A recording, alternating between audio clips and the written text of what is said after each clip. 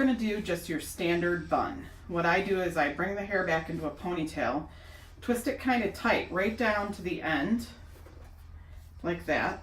Bring it up, swirl it around my finger.